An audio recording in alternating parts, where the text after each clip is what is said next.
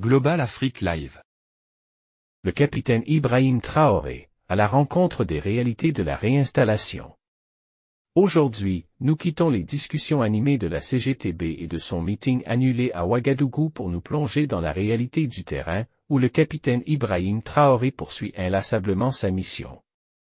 Ce héros méconnu est de retour au front pour accomplir son devoir en tant que leader militaire au service de son pays. Le capitaine Ibrahim Traoré s'est récemment embarqué dans une mission de patrouille extraordinaire, accompagnée d'unités mixtes de marche, afin de constater de ses propres yeux les défis et les triomphes des villages réinstallés. Cette mission de patrouille et de reconnaissance revêt une importance capitale pour l'avenir de ces zones, visant à consolider les progrès réalisés jusqu'à présent. Ce chef de file dévoué n'a pas hésité à prendre lui-même les commandes de cette opération délicate.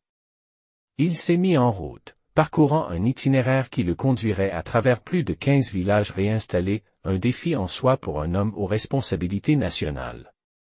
La présence du capitaine Traoré, le visage du pouvoir en uniforme de soldat, a laissé une impression indélébile sur les habitants de ces villages. Pour eux, c'était une surprise aussi bien inattendue que chaleureuse, une manifestation de proximité entre le chef de l'État et les citoyens qu'il sert. Cependant, le moment le plus mémorable de cette mission demeure l'anecdote touchante impliquant un vieil homme. Au départ, il ignorait l'identité du chef de la patrouille, mais une fois informé, il se tourna vers le chef de mission pour faire part d'un message au président. Il exprima avec émotion la détermination de sa communauté à tout donner, y compris leur vie, pour la protection de leur nation, et leur bénédiction fut offerte au président en personne. Ce geste de dévouement inébranlable pour leur patrie a ému le capitaine IB, surnommé affectueusement la FO. Pour saluer cet homme âgé et tous ceux comme lui qui sont prêts à sacrifier tant pour leur pays, il a pris le temps de s'entretenir avec eux, montrant son respect profond pour leur engagement indéfectible. L'histoire du capitaine Ibrahim Traoré est un rappel poignant de l'engagement des forces armées à garantir la sécurité et la stabilité des zones réinstallées, tout en reflétant la profonde affection que les Burkinabés ressentent pour leur président et leur patrie. Elle témoigne également de l'esprit de camaraderie et de solidarité qui prévaut au sein de ces unités mixtes de marche, dédiées à la défense de leur nation. À présent, permettez-nous de nous plonger plus profondément dans les détails de cette mission mémorable, en élargissant notre récit pour une lecture complète de 7 minutes. Chapitre 1. Prélude à la mission. Pour comprendre pleinement la portée de la mission du capitaine Ibrahim Traoré, il est essentiel de revenir à ses origines. Originaire de la région, il a toujours eu un attachement profond pour les régions réinstallées, où il a grandi.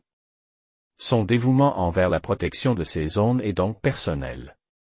La mission, conçue pour consolider les zones réinstallées, visait à évaluer les besoins en matière de sécurité, d'infrastructure et de développement. Cette opération était d'une importance cruciale pour l'avenir de ces zones qui avaient été touchées par des conflits et des déplacements de population. Chapitre 2. Le leader sur le terrain. Lorsque le capitaine Traoré a pris le commandement de la mission, il a tenu à être personnellement impliqué. Contrairement à de nombreux dirigeants, il n'a pas hésité à prendre les rênes de l'opération de patrouille et de reconnaissance. C'était un geste puissant, montrant son engagement envers la mission et son respect pour les troupes qui travaillent sous son commandement. Cette décision de diriger lui-même l'opération a laissé une impression durable sur ceux qui l'accompagnaient. Son leadership sur le terrain, dans les conditions parfois difficiles des zones réinstallées, a renforcé le moral des troupes et inspiré confiance et détermination. Chapitre 3. Un voyage à travers les villages. Au cours de cette mission, le capitaine Ibrahim Traoré a parcouru plus de 15 villages réinstallés.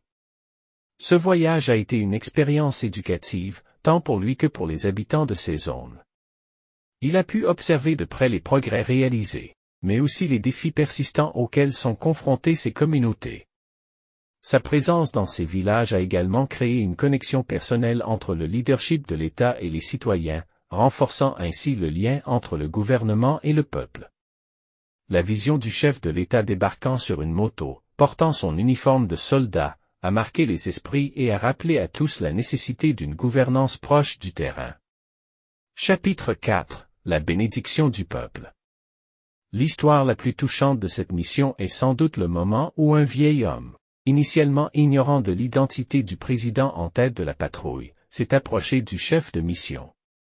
Il a exprimé le profond désir de sa communauté de se sacrifier pour la protection de leur nation et a offert leur bénédiction au président.